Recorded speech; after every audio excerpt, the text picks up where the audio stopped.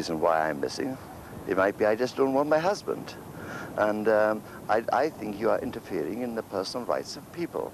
And then we couldn't put that out, but after a couple of months, we had a similar letter from a man saying, I understand from my friends that you've been trying to trace me. Why? What have I done to you? Although our programs are very popular, I do find sometimes when I come to Somalia on a duty tour that there are people in high places who are really very cross with us on the grounds that certain of our programs are not complementary to the activities of the government. The fact that the BBC Somali service, which is so much respected and admired generally in Somalia, is putting over some of the views, quite often the views of the Somali dissidents, which are totally hostile, of course, to the present government in Somalia, is a major irritant, major difficulty for me in my relations with the Somali government, with President Siad and his ministers. Some informations are not accurate, are said in a way, perhaps such of sensational things, not properly evaluated and not true. What can you do? You cannot please everybody. We really believe that the ordinary Somali wants to know what is going on from sources which are not available from his own local radio. The young people today are the leaders of tomorrow, they say. Their attitudes towards happenings in the world can be governed by what they listen to. I think it's a great pity that a country with Britain's reputation now, suddenly they say, we don't need links with certain countries because we must have small savings. It is not even sufficient for 1 mile of tarmac road in Britain. A country which straddles the Gulf of Aden as well as the Indian Ocean is very, very important today. And there's no doubt about it that if, as Britain threatened last year to cut down, among other services, the Somali services, that other countries hostile to Britain's interests would immediately step in. In the broadcasting league today, Britain is not at the top. She's somewhere down in the 2nd division. And to go further down to the 3rd division would mean to say people are going to get promoted. It was a matter of national pride, I think, on the part of the Somalis, that this service should not be stopped.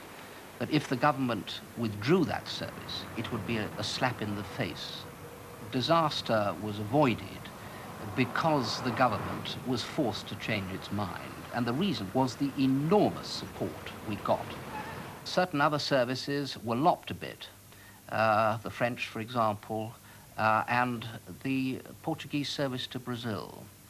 Now, it's very ironic that almost throughout our history, every time the Foreign Office cuts a service, you can be almost certain that within months there will be a crisis in that country or in that part of the world. And of course, that's precisely what happened over the Falklands conflict. How badly we needed a very full Brazilian service at that time. However, we did have the Spanish Latin American service. It had been broadcasting for 40 years. And of course, immediately the Falklands conflict began, millions of people started to tune in to that service throughout Latin America.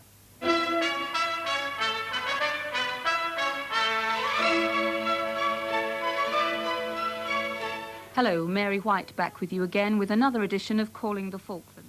Another aspect to this continuity was this little program that we had been broadcasting for 30 years, calling the Falklands. And I think, quite honestly, the Foreign Office had almost forgotten about it. It cost a pittance, and all it was a little request program. Right, have you prepared the message? And who is it to? It's to my father.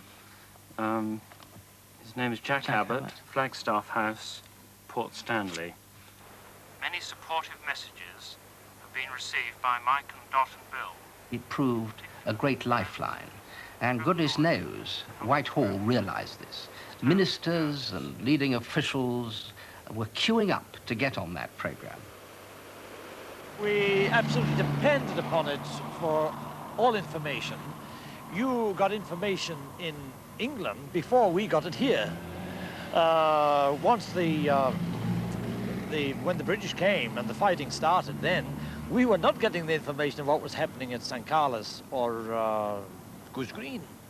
We got it through the BBC. Calling the Falklands was able to give us, apart from the messages, of course, personal messages, it was able to give us in-depth news about the Falklands, things that you wouldn't normally hear on the World Service. The little things, the little tiny, small things, which to the Falkland Islander at that time was so valuable, so important, that people would just be waiting. In our house, we had a lot of people living with us, sort of refugees from the top of the town, and we'd be tuning in and saying, oh, God, where is it? Aren't they going to come on tonight? You know, 10 minutes before the programme started.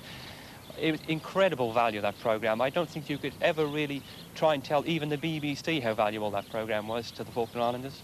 You may remember a press report from Argentina which stated that the padre with the Argentine forces in Port Stanley had stated that not only had all the Argentine troops been listening to the BBC at the end of the conflict because they realized that Buenos Aires was broadcasting nothing but propaganda, but that the commander of the Argentine forces, General Menendez, also was listening, and that it was actually the BBC broadcasts which finally persuaded him to surrender. Now, if ever one wants an example of how important it is to maintain credibility during not only peacetime, but also during war, surely that was it.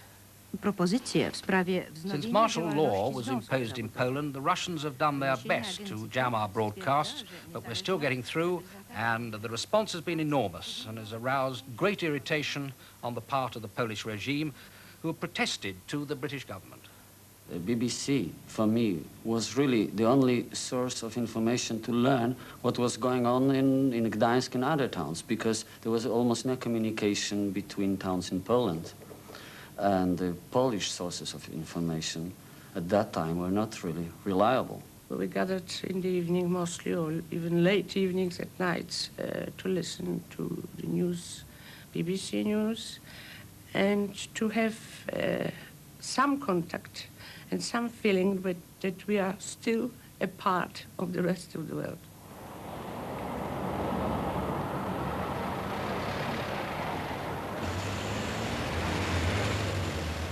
Some people may wonder, why bother to broadcast on shortwave to Japan, a country with a mass media and a very sophisticated media?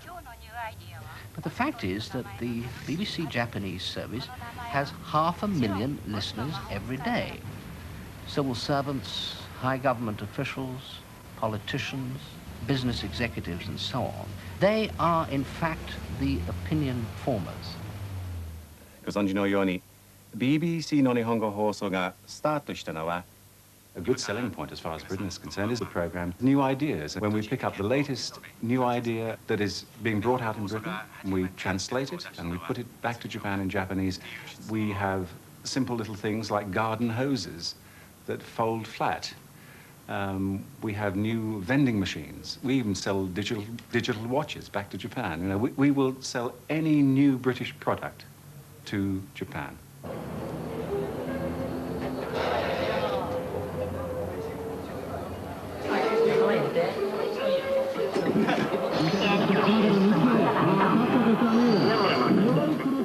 In Japan, they have shortwave associations. The biggest one has a following of about 200,000 or 300,000.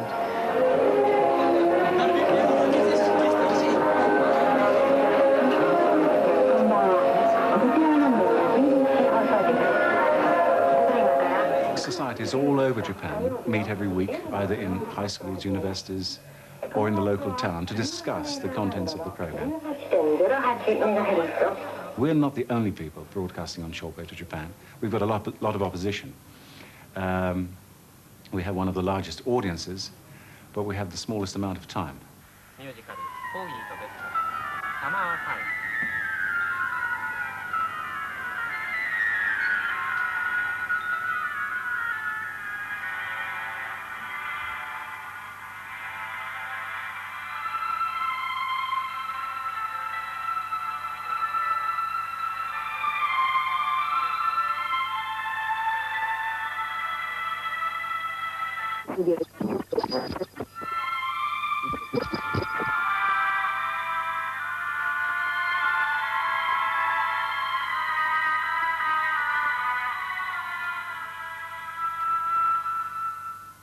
Another country not far away, and a very large country, China, is also a great success story.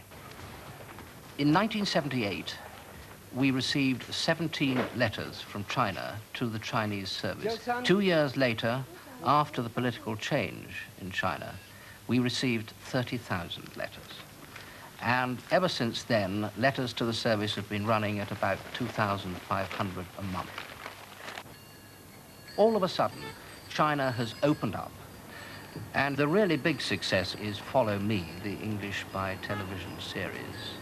This, dare I say it, makes a little bit of money for us, or even if it doesn't make money, it actually pays for itself.